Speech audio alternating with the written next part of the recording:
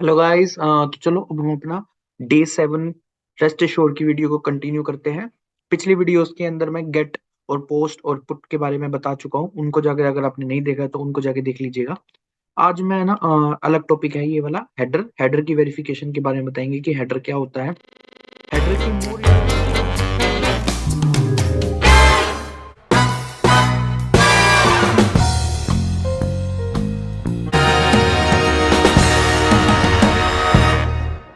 तो हेडर क्या होता है उसको, अगर आपने मेरी हेडर वाली वीडियो थ्योरेटिकल की नहीं देखी है, आई बटन यहाँ पर आ रहा होगा। उस बटन पे क्लिक करने पे आप उस वीडियो पर राउट कर जाओगे।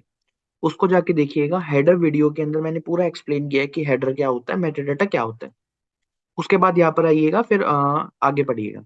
तो अ, मान के चलते हैं अगर आपको हेडर के बारे में इंफॉर्मेशन है तो आप क्या करते हो बेसिकली। रेस्ट एश्योर्ड ने प्री डिफाइंड एक फंक्शन दे रखा है हेडर नाम का। जैसे आप पोस्टमैन के अंदर कोई भी रिक्वेस्ट जब हिट करते हो, हेडर की वैल्यू की और वैल्यू की फॉर्म में ही आप प्रोवाइड करते हो। वही चीज रेस्ट एश्योर्ड ने दे रखी है, की और वैल्यू के फॉर्म में इस फंक्शन को दे रखा है। अब हम क्या करते हैं, जैसे ये हमारी रिक्वेस्ट है, रिक्वेस्ट के टाइम अगर हमें एडिशनल हेडर्स देने होते हैं तो हम यहाँ पे प्रोवाइड करते हैं। और फिर उसको रिक्वेस्ट को हिट करते हैं पोस्टमैन के थ्रू। और हमें ये तो रिक्वेस्ट वाले हेडर्स होते हैं और नीचे वाले होते हैं रिस्पॉन्स वाले हेडर। इसकी वेरिफिकेशन करते हैं और इसको हम प्रोवाइड करते हैं। राइट। तो इसी तरीके से जब हम रेस्ट एश्योर्ड के अंदर इस फंक्शन को जब हम गिवन के बाद प्रोवाइड करेंगे तो वो रिक्वेस्ट के यूआरएल एड्रेस कहलाएंगे। लेकिन अगर मैं टेस्ट के बाद उस एड्रेस को दूंगा तो वो वेरिफिकेशन वाले एड्रेस कहलाएंगे। ये दोनों के बीच में डिफरेंस है, इन दोनों के बीच में बस इस सेम फंक्शन को आप अलग अलग तरीकों में यूज कर रहे हो। अगर वेरिफिकेशन के लिए टेस्ट के बाद, प्रोवाइड करने के लिए गिवन के बाद। तो इसको एग्जांपल से समझते हैं। ये ऑलरेडी मैं बता चुका हूँ, जेसन ऑब्जेक्ट से एक डाटा क्रिएट करना और फिर उसको टू स्ट्रिंग के अंदर कन्वर्ट करके ताकि हमारी एपीआई रिक्वेस्ट हिट हो सके। ये हमारा वो है। अब मेरे को इस एपीआई के अंदर दो हेडर है जो एडिशनल हमें प्रोवाइड करने हैं, जो एक्सेप्ट और कंटेंट टाइप वाले। तो ये हमें प्रोवाइड करना रिक्वेस्ट के टाइम, तो ये गिवन के बाद यूज होंगे। और ये वाले जो हेडर्स है, ये रिस्पॉन्स वाले हेडर्स हैं, तो ये देन के बाद यूज होंगे। तो अब एक एग्जांपल लेके करते हैं। ये मेरा फंक्शन है डॉट हेडर। इसके बाद हम, मैंने क्या बताया कि गिवन के बाद हम यूज करेंगे। राइट। तो इस तरीके से आप हेडर प्रोवाइड कर सकते हो।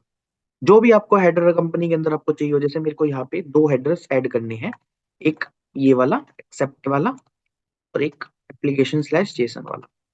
इसी तरीके से एक और दूसरा जब हमें ऐड करना है तो इसी के नेक्स्ट लाइन के अंदर आप यूज कर सकते हो और आप दूसरा प्रोवाइड कर दो। इस तरीके से आप मल्टीपल हेडर्स प्रोवाइड कर सकते हो, डॉट हेडर लगा लगा के। जितना आप भी जा रहे हो, आपकी कंपनी के अंदर जितने भी हेडर एडिशनल प्रोवाइड की गई है रिक्वेस्ट के टाइम पे। ये तो था रिक्वेस्ट के टाइम पे। सेम चीज अगर मुझे वेरिफिकेशन करनी है रिस्पॉन्स के टाइम में कि वो रिस्पॉन्स सही आ रहा है या नहीं आ रहा, तो मैं हेडर का सेम देन के बाद यूज कर लूंगा। आप इसके ऊपर भी लगा सकते हो, कोई फर्क नहीं पड़ता। इस चीज को आप यहाँ पर भी लगा सकते हो, इससे कोई फर्क नहीं पड़ता। क्योंकि इन द एंड एक क्लास को वो कर रहा है, रिस्पॉन्स दे रहा है हमको, जो कि ये है। ठीक है।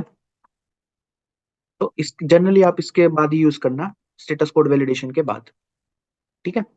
जब आप इसको करोगे, अब ये रिस्पॉन्स वाले हेडर है जो आ रहे हैं। अब इसके अंदर मान लो कंटेंट टाइप ये आ रहा है जो रिस्पॉन्स टाइम के अंदर है। मैं इसको प्रोवाइड करूंगा और इसकी वैल्यू ये है। इसको प्रोवाइड कर वेरिफिकेशन करूंगा कि मेरी जो रिस्पॉन्स में जो मेरा हेडर आया है वो ये आया है नहीं है। इसी तरीके से कुछ और देख लेते हैं। मान लो कनेक्शन देख लेते हैं। कनेक्शन की वैल्यू, ये वैल्यू है या नहीं है एज ए रिस्पॉन्स। इस तरीके से आप प्रोवाइड वाला कंसेप्ट समझ आया। इस तरीके से आपको वेरिफिकेशन वाला समझ आया। अब मैं चलो इसको एग्जीक्यूट करके देखते हैं। इसमें हाथ के हाथ हेडर प्रोवाइड भी हो रहा है, हेडर वेरिफिकेशन भी हो रही है। तो ये एग्जीक्यूशन हमारी हो रही है प्रोग्राम की। एग्जीक्यूशन डन होने के बाद ये देखो, ये मेरा डाटा क्रिएट हो गया। ये हमारा टेस्ट पास भी हो गया। राइट। और ये हमारा डिटेल्स भी सेट कर रहा है कि कनेक्शन हमारा एक्टिव है। और ये हमारा कंटेंट टाइप रिस्पॉन्स में आया है जो कि बिल्कुल पास है। अगर मान लो मैं इसको जानबूझ के गलत प्रोवाइड कर लेता हूँ, मान लो इसकी स्पेलिंग गलत दे देता हूँ, जो आना चाहिए था, मान लो मैं चाहता हूँ कि कीप एल रिस्पॉन्स में आएगा हेडर के, लेकिन वो नहीं आता, तो हमारा टेस्ट स्क्रिप्ट फेल हो जाए। तो अब इसको एग्जीक्यूट करके देखते हैं, चेक करते हैं कि हमारा हेडर की वेरिफिकेशन हो रही है या नहीं हो रही। तो ये एग्जीक्यूशन हो गई है। एग्जीक्यूशन डन होने के बाद ये देखिए अब फेलियर आ गया है ऑलरेडी। और क्या फेलियर आया है ऊपर आपको बता देगा कि असर्शन एरर आया है। ये वाला असर्शन एरर है कि उसको एक हेडर था कनेक्शन का जो आप चेक कर रहे थे, कीप एल होना चाहिए था, लेकिन उसको मिला ये है।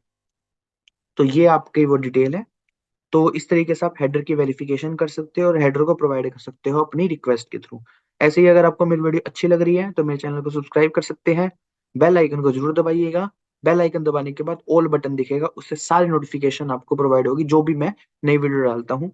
मैं वीकली बेसिस पे 3 से 4 वीडियो डालने की पूरी कोशिश करता हूँ।